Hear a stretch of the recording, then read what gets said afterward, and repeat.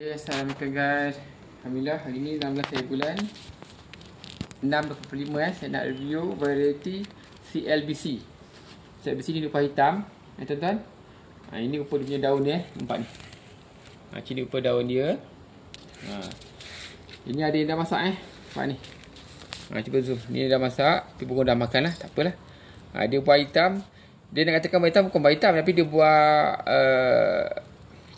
apa ni macam merah gelap tau. Dark red apa ni.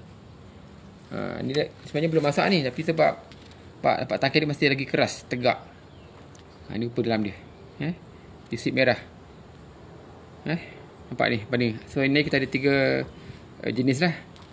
So kita ada buah hijau, strawberry verte tadi. Ini CDA buah kuning, ini buah CLBC buah hitam. Begitu guys, tuan-tuan boleh nampak dia punya pemandangan variety dan juga saiz dia. Rasa dia pun berbeza. Okey guys, jumpa lagi. Okey, assalamualaikum, bye.